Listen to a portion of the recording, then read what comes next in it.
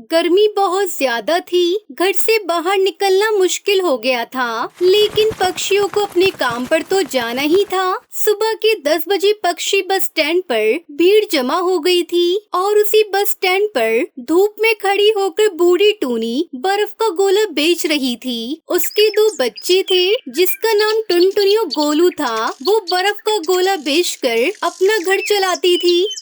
गर्मी को दूर भगाओ, बर्फ का गोला खरीद कर खाओ। गर्मी को दूर भगाओ, बर्फ का गोला खरीद कर खाओ। इतनी गर्मी में हर किसी को ठंडा ठंडा बर्फ गोला चाहिए था, इसलिए टूनी के ठेले के सामने ग्राहकों की भीड़ लग गई थी। अरे दीदी, मुझे काला खट्टा बर्फ गोला देना। टूनी चिड़िया ने उस तोते को बर्फ का गोला बनाकर दिया। उस तोते ने जैसे ही गोला अपने पंखों में लिया, तभी वो गोला आधा पिघल गया। ये क्या दीदी, ये तो हाथ में लेते ही पिघल गया, बर्फ से पानी हो गया। वो तो होगा ही, गर्मी में पक्षी पिघला जा रहा है और ये तो बर्फ है। इसी तरह टूनी की अच्छी खासी कमाई हो रही थी, लेकिन एक दिन अचानक से एक बस ड्राइवर ने अपना कंट्रोल खो दिया और बस टूनी पे चढ़ गई। वहीं पर उसकी मौत हो गई। उसके दोनों बच्चे अनाथ हो गए। इस तरह कुछ दिन बीत गए, लेकिन धीरे धीरे घर के सारे पैसे खत्म हो रहे थे और बाहर गर्मी बढ़ रही थी। दीदी, मुझे बहुत जोरों से भूख लगी है, आप मुझे खाने के लिए कुछ दे दो ना। गोलू, घर में रखे सारे पैसे खत्म हो गए हैं। अब जो करना है हमें ही करना है। हम भी माँ की तरह बर्फ का गोला बेचेंगे। लेकिन दीदी, उसके लिए भी तो पैसे चाहिए, वो पैसे कहाँ से आएंगे? हम भीख मांगेंगे। चल भाई, अब भीख मांगने के अलावा हमारे पास और कोई रास्ता नहीं है। वो दोनों तपतपाती धूप में भीख मांगने के लिए निकल गए और बस स्टैंड पर जाकर भीख मांगने लगे। साहब, साहब, हमारी माँ मर गई है। हमारे पास खाने के लिए कुछ भी नहीं है। कुछ पैसे दे दो ना साहब, कुछ पैसे दे दो।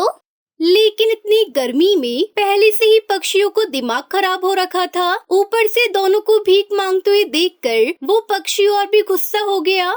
अरे जा जा यहाँ से, गर्मी में और ज्यादा दिमाग खराब मत कर, भाग जाओ तुम दोनों यहाँ से। पता नहीं कहाँ कहाँ से मुंह उठाकर आ जाते हैं गरीब के बच्चे। वैसे ही इस गर्मी ने बेहाल कर रखा है और तुम मांग मांग कर दिमाग की दही कर रहे हो। कह दिया ना, मेरे पास कुछ भी नहीं है तुम्हें देने के लिए। लेकिन साहब, हम खाएंगे क्या? हमारे पास तो पैसे नहीं है। अरे कुछ भी खा ले, पानी पीकर पेट भर ले, मुझे क्या। आजकल तो पानी भी खरीद के पीना पड़ता है साहब। कुछ पैसे दे दो ना, गरीब का भला करो। धूप में भीख मांगते हुए वैसे उन दोनों भाई बहनों की हालत खराब हो गई थी। ऊपर से उन्हें ज्यादा पैसा मिला ही नहीं। जो भी पैसे मिले वो रात के खाने में ही खर्च हो गए। उन पैसों से बर्फ गोला की मशीन खरीदना नामुमकिन था। फिर वो दोनों खाना खाकर सो गए। तभी टुनटुनी चिड़िया ने सपना देखा कि उसकी माँ ने उनके लिए बर्फ का घर बनाया है, जिसमें गर्मी का नामो निशान नहीं है। ये देखकर टुनटुनी बहुत खुश होती है। तभी उसका सपना टूट जाता है। अरे ये क्या टुनटुनी, तू तो मस्त सपना देख रही थी। खैर, अब असल जिंदगी में वापस आ। भीख मांगने के लिए जाना है, सुबह होने वाली है। फिर वो दोनों भीख मांगने के लिए जाते हैं। तभी वो देखते हैं कि जहाँ उनकी माँ बर्फ का गोला बेचती थी, आज वहाँ कोई दूसरा पक्षी बर्फ का गोला बेच रहा था। अरे यहाँ तो माँ ठेला लगाती थी। यहीं पर हम ठेला लगाने वाले थे, लेकिन ये नया पक्षी कहाँ से आ गया? देखा गोलू, यही तो होता है। ये दुनिया किसी के लिए नहीं रुकती। हमारे पास तो अभी ठेला लगाने के पैसे भी नहीं है। ऐसे ही कुछ दिन लगातार भीख में मिले पैसे वो दोनों भाई बहन इकट्ठा करने लगे और उससे उन्होंने बर्फ का ठेला खरीदा और कुछ फ्लेवर्स भी। और जब वो बर्फ लेने के लिए दुकान पर गए तो उन्हें बच्चा समझकर उस दुकानदार ने उन्हें खराब बर्फ दे दी। बच्चों, ये ले जाओ, मस्त फर्स्ट क्लास बर्फ है। ऐसी बर्फ तुम दोनों ने आज तक देखी नहीं होगी। फिर उन दोनों ने बस स्टैंड पर ही ठेला लगा लिया। एक पक्षी बर्फ गोला लेने आया और बर्फ गोले से पहली चुस्की लेते ही उसका मुंह बन गया। अरे ये क्या, ये तो खराब बर्फ है, इसमें से मछली की बदबू आ रही है। खराब चीजें बेचकर पैसे कमाने की कोशिश कर रहे हो? रुको, अभी बताता हूँ तुम्हें। ये बोलकर उस कबूतर ने उन दोनों बच्चों को खूब मारा और उनका ठेला तोड़ दिया। फिर टुनटुनी चिड़िया गोलू चिड़ा उदास होकर अपने घर की तरफ जाने लगी। अब और कुछ नहीं हो सकता, अब सब कुछ खत्म हो गया है। लगता है अब गर्मी में तड़पते हुए खाली पेट ही मरना होगा हमें। लेकिन जैसे ही वो घर में घुसे वैसे ही वो चौंक गए। घर के अंदर एक चमत्कार हो गया था। सिर्फ उन्हीं के घर के अंदर बर्फबारी हो रही थी। अरे ये क्या हो रहा है? इतनी गर्मी में बर्फबारी कैसे हो रही है? अरे याद आया गोलू, कल रात मैंने सपना देखा था। बर्फ का शहर माँ ने बनाया था। जरूर ये भी माँ ने ही बनाया है हमारे लिए। वो दोनों बड़े खुश हो गए। इतनी गर्मी में भी वो बर्फ नहीं पिघल रही थी। फिर टुनटुनी चिड़िया ने अपने घर के बाहर ही बर्फ का गोले का ठेला लगा लिया। गोलू चिड़ा घर के अंदर से बर्फ सप्लाई करने लगा और टुनटुनी चिड़िया बर्फ गोला बेचने लगी। आइए आइए, जादुई बर्फ गोला खाइए। ये बर्फ जादुई है, गर्मी में पिघलती नहीं है। एक बार खाएगा तो पूरा दिन शरीर ठंडा रहेगा। आइए आइए, जादुई रंग बिरंगा चटपटा बर्फ गोला खाइए। धीरे धीरे उनके घर के बाहर पक्षियों की भीड़ होने लगी। वो दोनों काफी सारे पैसे कमाने लगे। उनकी हर एक परेशानी खत्म हो गई और वो दोनों भाई बहन खुशी खुशी बर्फ गोला बेचकर अपनी जिंदगी बिताने लगे। आइसक्रीम ले लो, आइसक्रीम, बादाम पिस्ता वाली आइसक्रीम ले लो। ढोलकपुर जंगल में सुंदरी कौवी बच्चों के स्कूल के सामने आइसक्रीम बेचा करती थी।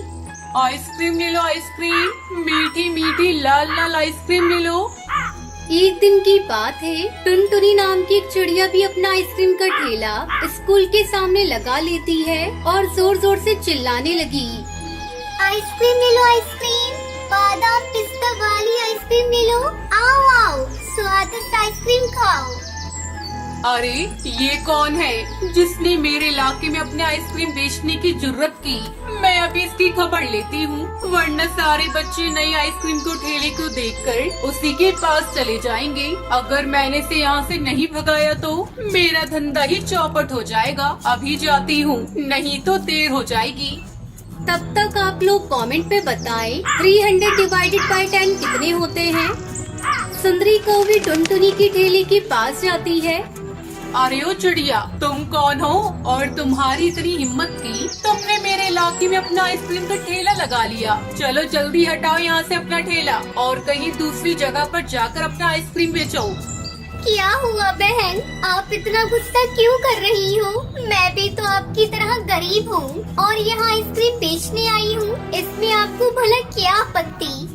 आपत्ति है ना, मेरे सारे ग्राहक तुम्हारे ठेले से आइसक्रीम खरीद रहे हैं। तुम्हारी वजह से आज मेरा बहुत बड़ा नुकसान हो गया। चलो अब जल्दी यहाँ से हटाओ अपना ठेला। बहन, मुझ पर रहम करो, मुझे भी अपना धंधा करने दो।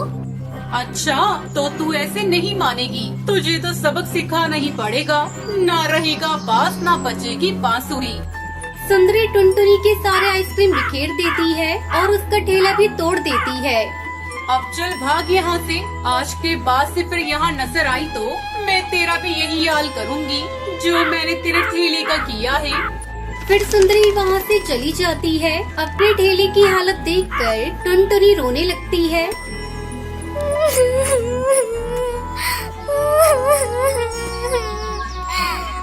हे भगवान, मैंने उसका क्या बिगाड़ा था जो उसने मेरी ऐसी हालत कर दी। अब मैं कहाँ जाऊँ, किससे मदद मांगू?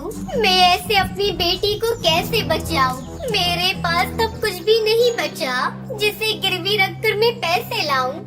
इस तरह दिन गुजर जाते हैं। एक दिन सुंदरी कौवी देखती है कि टुनटुनी चिड़िया भीख मांग रही है। अरे ये तो वही चिड़िया है। अच्छा सबक सिखाया इसे मैंने, अब ये भीख मांग रही है। भैया, भगवान के नाम पर कुछ दे दो भैया। 2 दिन से मैं और मेरी बेटी ने कुछ नहीं खाया। मेरी बेटी बहुत बीमार है। उसे इस तरह भीख मांगते हुए देखकर सुंदरी कौवी बहुत खुश होती है और टुनटुनी के पास जाती है। ए चिड़िया, तुमने तो अच्छा धंधा शुरू किया है भीख मांगने का। अगर तुमने उस दिन मेरी बात मानकर कहीं और ठेला लगा लिया होता तो, पर नहीं, तुम्हें तो यहीं अपनी आइसक्रीम बेचनी थी। अब मांगो बैठकर यहाँ भीख। बहन, मेरी मेरी भी तो सुनती जाओ। मुझे तुम्हारा धंधा चौपट करने का कोई इरादा नहीं था, लेकिन क्या करूं, मेरी बेटी बहुत बीमार है। उसके इलाज पे बहुत पैसे खर्च हो रहे थे, जिसके चलते मेरे दुष्पति ने हम माँ बेटी को घर से निकाल दिया। मैं अपनी बेटी को मरता नहीं देख सकती थी, इसलिए किसी के कहने पर मैंने पैसे कर्ज लेकर आइसक्रीम का ठेला लगाया था। लेकिन तुमने मेरी मजबूरी जाने बिना मेरा सब कुछ तोड़ दिया। अब मेरे पास भीख मांगने के सिवा दूसरा कोई चारा नहीं। टुनटुनी की दुख भरी कहानी सुनकर सुंदरी को बहुत दुख हुआ। मुझे माफ कर दो बहन, मैंने तुम्हारा जो भी नुकसान किया है उसे मैं पूरा करूंगी। मैं तुम्हारे लिए आइसक्रीम का ठेला बनवा कर दूंगी। आज के बाद से हम दोनों ही अपना ठेला स्कूल के पास लगाएंगे और मैं तुम्हारी बच्ची का इलाज भी करवाऊंगी। तुम चिंता मत करो और आज से भीख मांगना छोड़ दो। अगले दिन से टुनटुनी सुंदरी के पास ही अपना आइसक्रीम का ठेला लगाने लगी और खुशी खुशी आइसक्रीम बेचने लगी।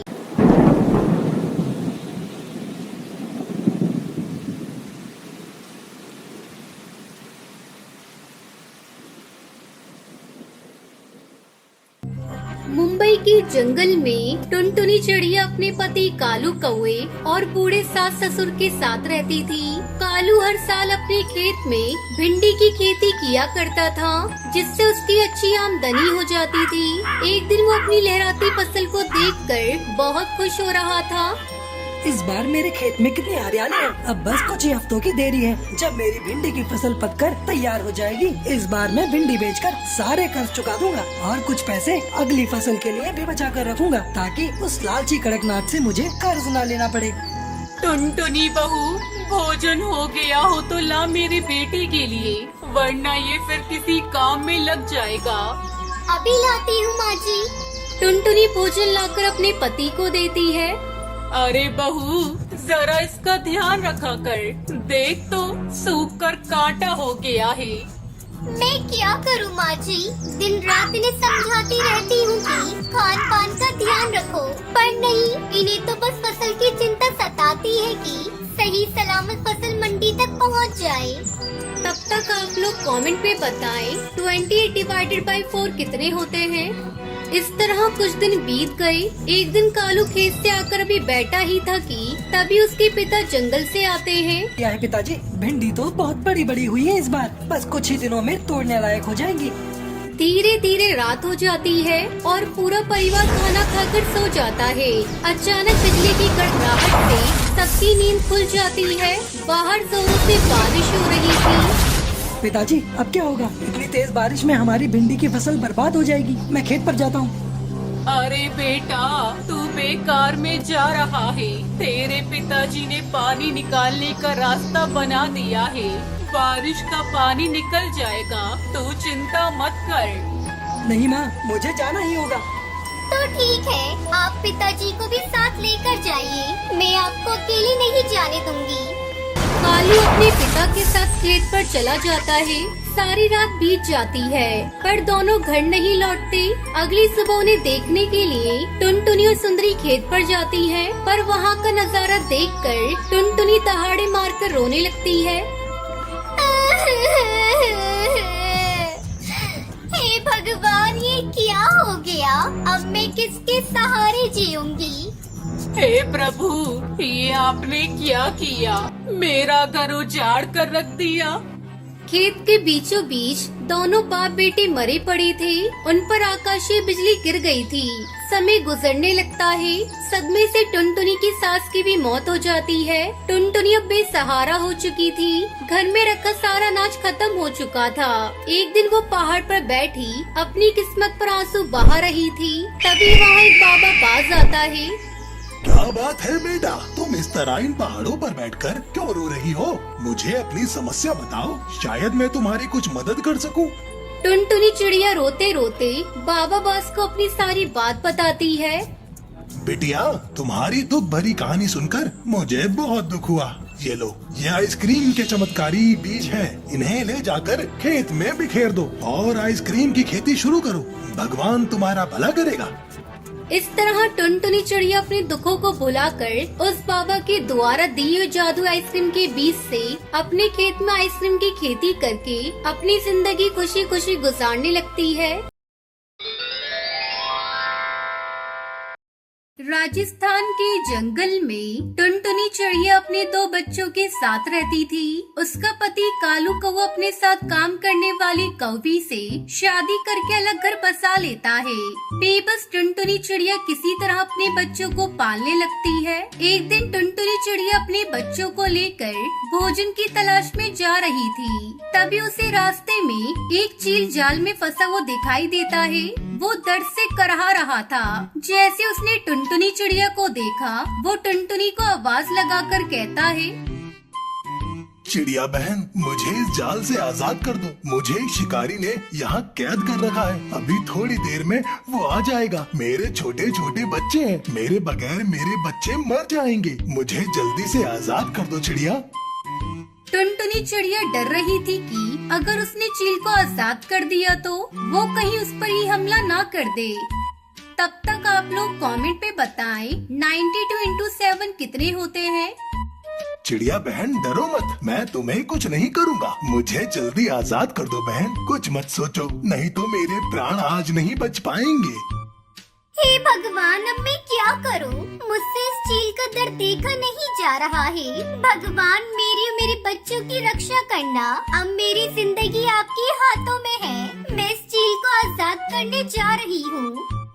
डरते डरते टुनटुनी चिड़िया उस चील को जाल से आजाद कर देती है। आजाद होते ही वो चील टुनटुनी चिड़िया से कहता है, टुनटुनी बहन, तुमने मेरी जान बचाई है, मेरे जीवन की रक्षा की है। तुम चलो मेरे साथ मेरे घर। मैं तुम्हें कुछ देना चाहता हूँ। नहीं भाई, आप अपने घर जाइए, अपने बच्चों के पास। मुझे कुछ नहीं चाहिए। मैं अपने बच्चों के साथ भोजन की तलाश में जा रही हूँ। अगर देर हो गई तो भोजन भी नहीं मिलेगा। लेकिन वो चील टुनटुनी की बात नहीं मानता और उसे अपने साथ लेकर अपने घर पहुँचता है। अरे ये देखो, यहाँ तो आइसक्रीम के पेड़ उगे हुए हैं और इस पे कितनी सुंदर सुंदर आइसक्रीम लगी है। मेरा तो मन आइसक्रीम खाने को हो रहा है।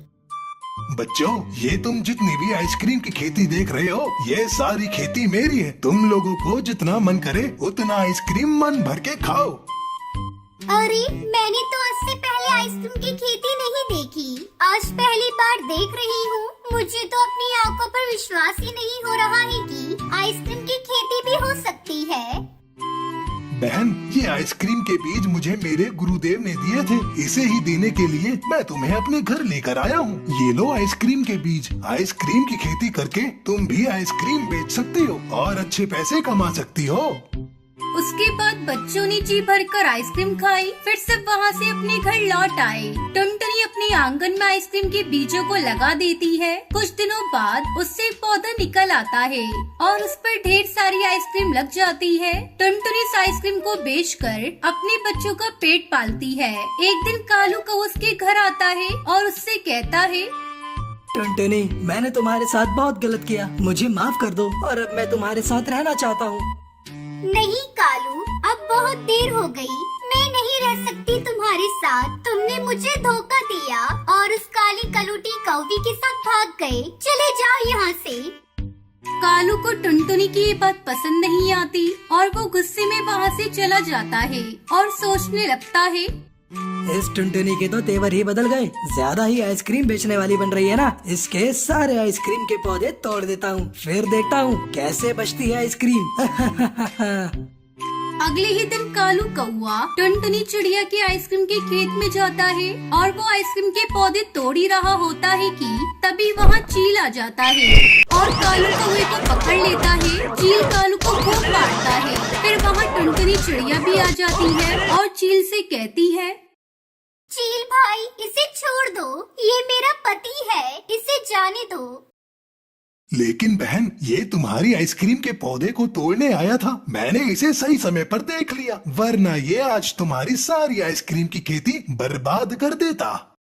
टंटनी, टंटनी मुझे माफ कर दो। अब से मैं तुम्हें कोई भी नुकसान नहीं पहुंचाऊंगा। मुझे जाने दो चील भाई, मैं मानता हूँ मुझसे गलती हो गई। बदले की आग में मैंने ये सब किया, लेकिन मैं वादा करता हूँ मैं दोबारा ये गलती नहीं करूंगा। छोड़ दो मुझे। उसके बाद कालू कौआ वहाँ से हमेशा के लिए दूसरे जंगल चला जाता है। फिर टुनटुनी चिड़िया खुशी खुशी अपने बच्चों के साथ रहने लगती है।